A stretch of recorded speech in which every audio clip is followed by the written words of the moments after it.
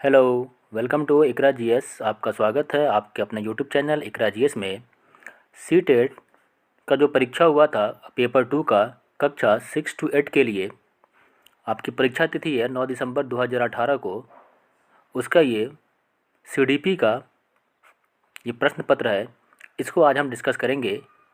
और जो भी सीटेट का परीक्षा देने वाले हैं जनवरी में 21 जनवरी को, वो इस पेपर को ज़रूर देखें ताकि आपको बहुत सारा आइडिया मिलेगा कि पेपर का जो लेवल होता है कैसा होता है। जो आज का पहला प्रश्न है,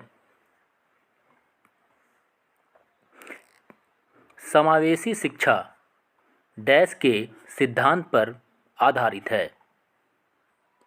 तो इसका सही जवाब हो जाएगा ऑप्शन नंबर डी, समता और समान अवसर। जो आपकी समावेशी शिक्षा होती है वो समता एवं समान अवसर के सिद्धांत पर आधारित है। समावेशी शिक्षा का अर्थ है सभी विद्यार्थियों को समान शिक्षा के अवसर प्रदान करना। ठीक है, क्या है कि सभी विद्यार्थियों को समान शिक्षा का अवसर प्रदान करना। समान शिक्षा का अवसर प्रदान करना होता है। ठीक है, तो इस शिक्षा में सभी बच्चों को समान रूप में शिक्षा प्रदान की जाती है। समावेशी शिक्षा में सभी बच्चे को समान रूप से शिक्षा का अवसर प्रदान किया जाता है। नेक्स्ट क्वेश्चन है आपका क्वेश्चन नंबर 2, दिव्यांगजन अधिकार अधिनियम वर्ष डैश में लागू किया गया। दिव्यांगजन जो अधिकार अधिनियम है वो आपका 2016 में लागू किया गया था। क्वेश्चन नंबर 3 है, व्यक्तिगत विविधताओं वाले बच्चों को पढ़ाने के लिए ऐसे विद्यालय होने चाहिए जहां शिक्षक, तो ऑप्शन ए है आपका विशिष्ट व्यक्तिगत विविधताओं वाले बच्चों को पढ़ाने के लिए प्रशिक्षित हो। ऑप्शन 2 है बच्चों को समरूप अधिगमकर्ता बनाने में प्रशिक्षित हो। और ऑप्शन सी है व्यक्तिगत विविधताओं के आधार पर वर्गीकृत की गई कक्षाओं के विभिन्न वर्गों में पढ़ा सके। और ऑप्शन डी है विविध अधिगम आवश्यकताओं के अनुसार विभिन्न शिक्षण अधिगम परिविधियों का प्रयोग करने में प्रशिक्षित हो। तो इसका जो सही जवाब है ऑप्शन नंबर डी हो जाएगा। ठीक है, कि विविध अधिगम आवश्यकताओं के अनुसार विभिन्न शिक्षण अधिगम परिविधियों का प्रयोग करने में प्रशिक्षित हो। नेक्स्ट है आपका, अब देखिए नेक्स्ट क्वेश्चन है, ये काफ़ी बार पूछ चुका है एग्जाम में कि निःशुल्क एवं अनिवार्य बाल शिक्षा अधिकार अधिनियम 2009 दिव्यांग बच्चों की निःशुल्क शिक्षा के अधिकारों को सुनिश्चित करता है। तो इसका सही जवाब हो जाएगा ऑप्शन नंबर सी, 6 वर्ष से 18 वर्ष तक के लिए। नेक्स्ट क्वेश्चन है क्वेश्चन नंबर 5, विविध अधिगमकर्ताओं के लिए सुगम्य स्वरूपों में शिक्षण अधिगम सामग्रियां प्रदान करने का तात्पर्य डैश से है। तो इसका जो सही जवाब हो जाएगा ऑप्शन नंबर बी, अधिगम की सार्वभौमिक संरचना। क्वेश्चन नंबर 6 है, स्वजागरूकता एवं संज्ञानात्मक क्षमताओं का नियंत्रण जैसे योजना बनाना, समीक्षा करना और संशोधन करना इत्यादि डैश में अंतर्निहित है। तो ऑप्शन ए है इसका संज्ञान, ऑप्शन 2 है समायोजन, ऑप्शन सी है केंद्रीकरण और ऑप्शन डी है संज्ञान बोध। तो इसका जो सही जवाब है ऑप्शन नंबर डी, संज्ञान बोध हो जाएगा। क्वेश्चन नंबर 7 है, जब बच्चे प्राप्त की गई सूचनाओं की व्याख्या करने के लिए अपने अनुभवों के आधार पर सोचते हैं तो उसे डैश कहा जाता है। तो इसका सही जवाब है ऑप्शन नंबर बी, मूर्त सोच। क्वेश्चन नंबर 8 है, अधिगमकर्ताओं को व्यक्तिगत क्षमता के आधार पर उनकी कठिनाइयों के विभिन्न स्तरों को ध्यान में रखते हुए पढ़ाने की विधि डैश कहा जाता है। इसका सही जवाब है ऑप्शन नंबर सी, विभेदी अनुदेशन।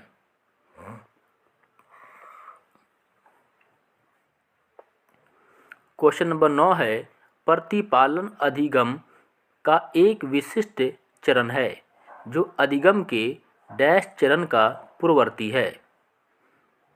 तो इसका जो सही जवाब हो जाएगा ऑप्शन नंबर बी, सामान्यीकरण। क्वेश्चन नंबर 10 है, जजों का यह मानना है कि संज्ञान और भाव डैश होते हैं। तो संज्ञान और भाव जो होते हैं वो स्वतंत्र होते हैं।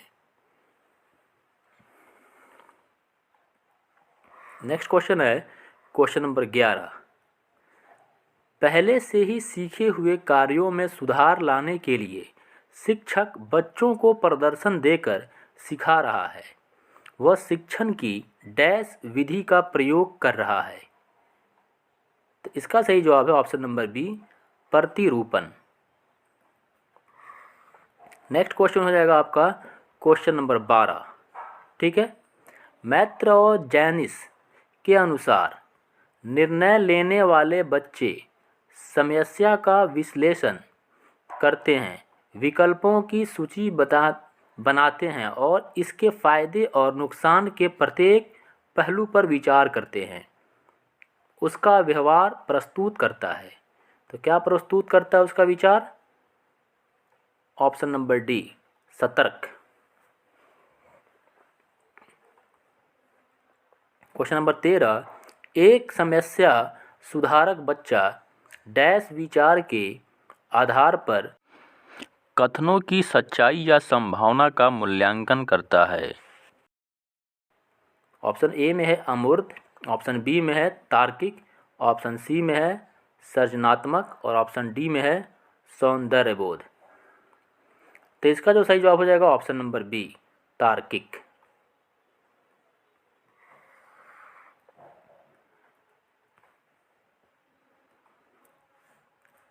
क्वेश्चन नंबर 14, जिस दिए गए कार्य को करते समय बच्चे स्वयं आनंद लेते हुए अनुभव प्राप्त करते हैं उसे डैश कहा जाता है। तो इसका सही जवाब है ऑप्शन नंबर डी, उपभोक्ता प्रकार का कार्य। क्वेश्चन नंबर 15 है, बहुसंवेदी शिक्षण अधिगम की प्रविधि में अधिगम संवर्धन हेतु दृश्य, श्रव्य, स्पर्श और डैश संवेदनाओं का एक साथ प्रयोग किया जाता है। तो इसका सही जवाब हो जाएगा ऑप्शन नंबर सी, गतिबोधक। Question number 16। ठीक है, शरीर के केंद्रीय भाग से परिधियों या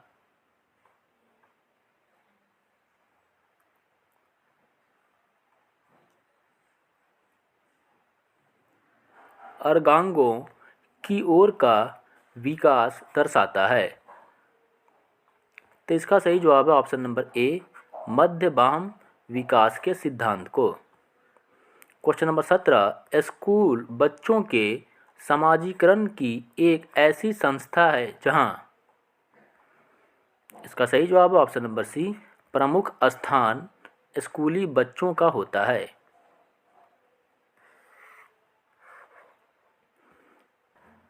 क्वेश्चन नंबर 18 है, जब आप एक शिक्षक समूह से जुड़ जाते हैं और अपने समूह के अन्य लोगों की ही तरह पोशाक धारण करने लगते हैं तो आप प्रदर्शन कर रहे होते हैं।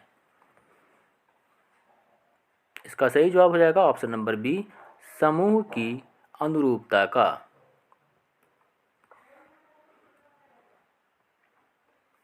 क्वेश्चन नंबर 19 है, किसी वस्तु के स्थायित्व की अवधारणा पियाजे के विकास डैश चरण में प्राप्त हो जाती है।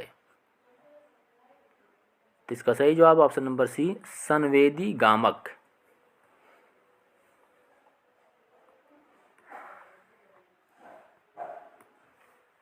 क्वेश्चन नंबर 20 है, व्यक्तिगत शिक्षा कार्यक्रम की योजना डैश के संदर्भ में बनाई जाती है। इसका सही जवाब है ऑप्शन नंबर डी, बाल केंद्रित शिक्षा कार्यक्रम। क्वेश्चन नंबर 21, डैश महीनों की आयु के बीच अधिकांश बच्चे शब्दों को मिलाकर छोटे छोटे वाक्यों में बोलना शुरू कर देते हैं। तो इसका सही जवाब हो जाएगा ऑप्शन नंबर डी, 18 से 24।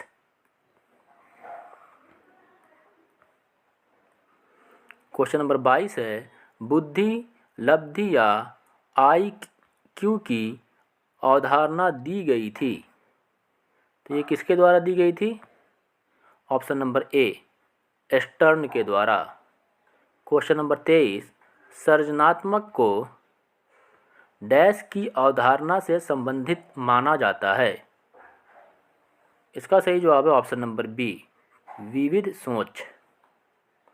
क्वेश्चन नंबर 24 है, किसी भाषा के स्वीकृत ध्वनि संयोजनों को इसके डैश नियमों के अंतर्गत बताया जाता है।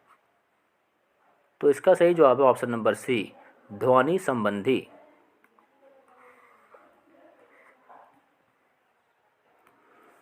क्वेश्चन नंबर 25, जब सोचने की प्रक्रिया किसी भाषा द्वारा प्रभावित होती है तो ऐसी स्थिति को कहते हैं।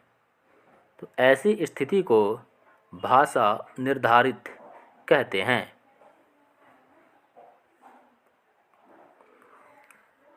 क्वेश्चन नंबर 26 है, अपने अनुभवों और लक्षणों के आधार पर उपकरणों में खराबी के कारण की परिकल्पना का परीक्षण कर रवि उपकरणों की मरम्मत करता है व उपयोग करता है।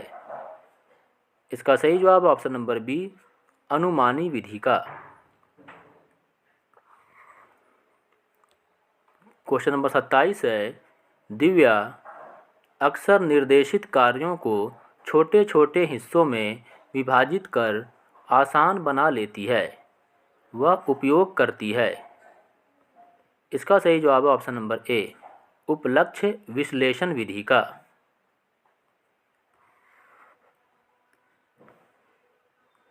क्वेश्चन नंबर 28, पुरुष और महिला की भूमिकाओं का निर्धारण समाज करता है। यह कथन बताता है कि। इसका सही जवाब है ऑप्शन नंबर बी, लैंगिकता एवं सामाजिक अवतरण है।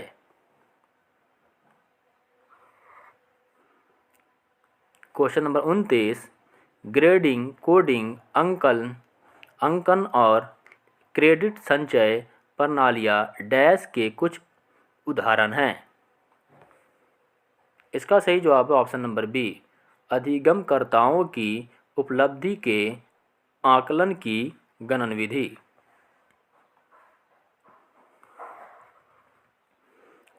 क्वेश्चन नंबर 30, जो कि आज का लास्ट क्वेश्चन है CDP का, अधिगमकर्ताओं की उपलब्धि का आकलन शिक्षकों की सहायता करता है।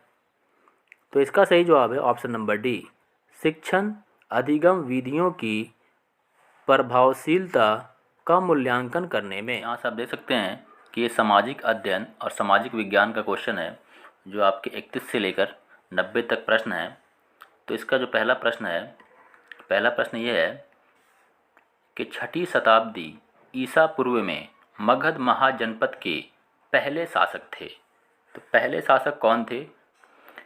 यहाँ पे आपके ऑप्शन दिए हुए हैं, बिंबिसार, अजातशत्रु, महावीर और परसेनजीत। तो बिंबिसार जो थे वो 6ठे शताब्दी के मगध महाजनपद के पहले शासक थे, जो आपके हर्यक वंश की स्थापना की थी। बिंबिसार ने किसकी स्थापना किया? हर्यक वंश की। हर्यक वंश की स्थापना किए थे। और अजातशत्रु जो थे वो बिंबिसार के पुत्र थे। जो ये लिखा हुआ अजातशत्रु, ये बिंबिसार के पुत्र थे। नेक्स्ट क्वेश्चन है आपका क्वेश्चन नंबर 32, निम्नलिखित में से कौन सा बौद्ध धर्म के त्रिरत्नों में नहीं है? तो बौद्ध धर्म के जो त्रिरत्न हैं, आपके यहाँ लिख देता हूँ मैं, बुद्ध, धम्म और तीसरा है संघ। ठीक है, तो बुद्ध आ गया यहाँ पे, धम्म है और संघ है। तो अहिंसा जो है यह आपके त्रिरत्न नहीं है। नेक्स्ट है आपका क्वेश्चन नंबर 33, निम्नलिखित में से कौन राज्यसभा सदस्यों का चुनाव करता है? तो राज्यसभा के सदस्यों का जो चुनाव करता है वो विधानसभा के सदस्य करते हैं, दैट मीन्स के विधायक करते हैं। क्वेश्चन नंबर 34, भारत द्वारा निम्नलिखित में से किस शासन प्रणाली को अपनाया गया था? तो इसका सही जवाब है ऑप्शन नंबर बी, संसदीय और संघीय। संसदीय और संघीय शासन प्रणाली को अपनाया गया था। क्वेश्चन नंबर 35, अनुसूचित जातियों के लिए कितने संसदीय निर्वाचन क्षेत्र आरक्षित हैं? तो इसका सही जवाब है ऑप्शन नंबर डी, 84। 84 निर्वाचन क्षेत्र जो हैं वो आरक्षित हैं अनुसूचित जाति के लिए।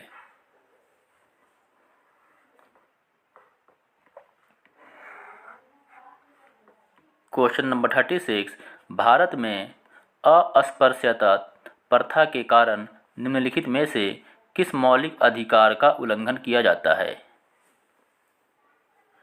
तो इसका सही जवाब है ऑप्शन नंबर सी, समानता का अधिकार। अस्पृश्यता या छुआछूत समानता के मौलिक अधिकार का हनन है। ठीक है, जो आपके अनुच्छेद कितने में दिया हुआ है? आर्टिकल 17 में दिया हुआ है। नेक्स्ट क्वेश्चन है क्वेश्चन नंबर 37, भारत के संविधान के अनुसार निम्नलिखित में से कौन सा मौलिक अधिकार नहीं है? तो इसका सही जवाब है ऑप्शन नंबर बी, संपत्ति का अधिकार। संपत्ति का अधिकार पहले आपका मौलिक अधिकार में था, लेकिन बाद में इसे हटा दिया गया और ये अनुच्छेद 300 में रख दिया गया। इसको कहाँ रखा गया? अनुच्छेद यहाँ मूल अधिकार से हटाकर अनुच्छेद 300A में रखा गया है। नेक्स्ट क्वेश्चन है क्वेश्चन नंबर 38, अस्पृश्यता डैश के आधार पर भेदभाव को संदर्भित करती है? तो इसका सही जवाब है ऑप्शन नंबर ए, जाति। क्वेश्चन नंबर 39, मुख्यमंत्री को कौन नियुक्त करता है? तो मुख्यमंत्री को राज्यपाल नियुक्त करता है।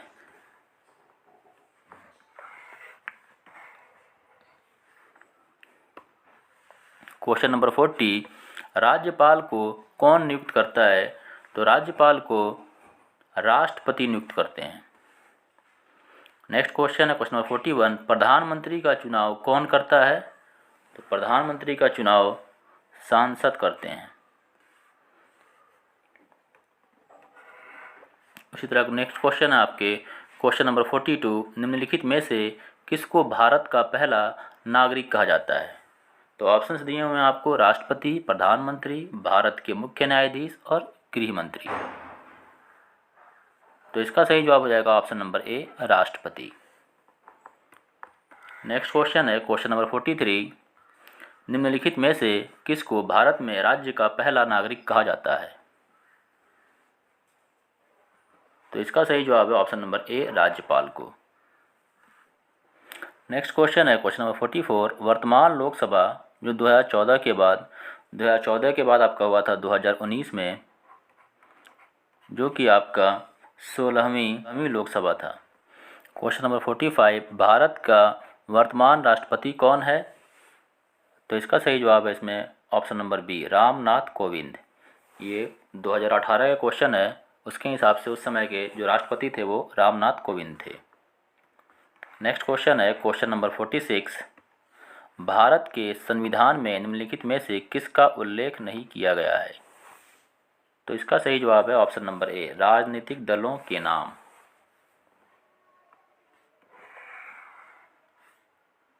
क्वेश्चन नंबर 47, राज्यसभा में सदस्यों को कौन नामांकित करता है? इसका सही जवाब है ऑप्शन नंबर सी, राष्ट्रपति।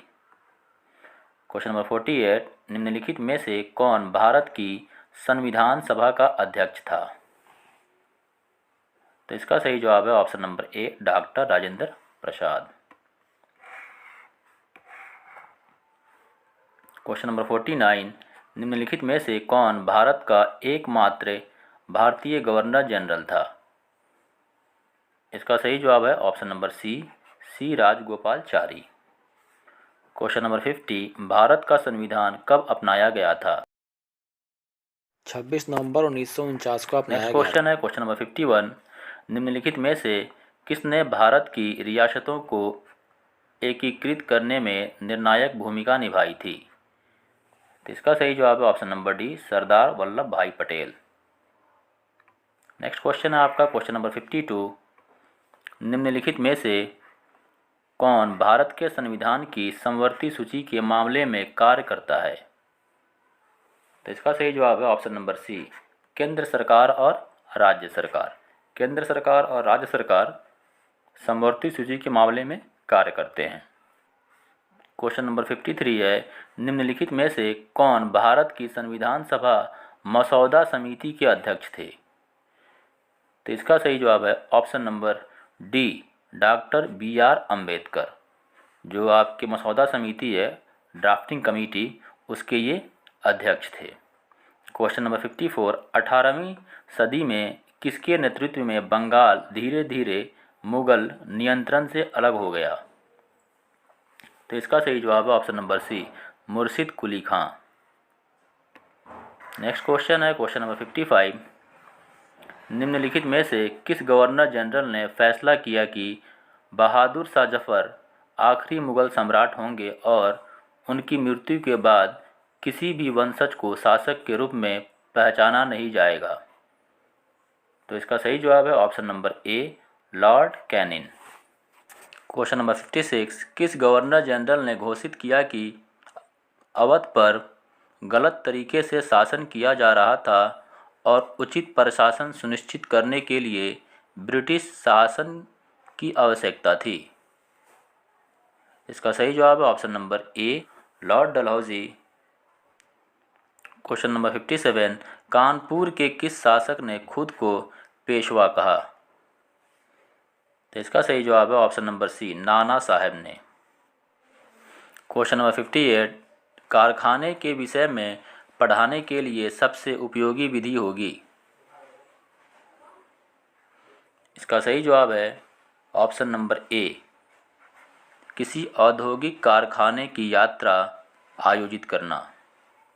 क्वेश्चन नंबर 59, एडुसेट से क्या अभिप्राय है? तो इसका सही जवाब है ऑप्शन नंबर बी, एक मानव निर्मित भारतीय उपग्रह है। एडुसेट जो है वो एक मानव निर्मित, एक आर्टिफिशियल ये उपग्रह है, सैटेलाइट है। नेक्स्ट क्वेश्चन है क्वेश्चन नंबर 60, पंचवानी और बीजक में निम्नलिखित में से किस महान हस्ती के छंद और विचारों को संरक्षित किया गया है? तो इसका सही जवाब है option number D, Kabir. Question number जो 60 है ये आज का लास्ट क्वेश्चन है। इसके आगे के क्वेश्चंस 60 से लेकर 90 तक हम नेक्स्ट वीडियो में करा देंगे। अगर आपको वीडियो अच्छा लगा होगा तो आप हमारे चैनल को सब्सक्राइब करें। फिर मिलते हैं अगली वीडियो में।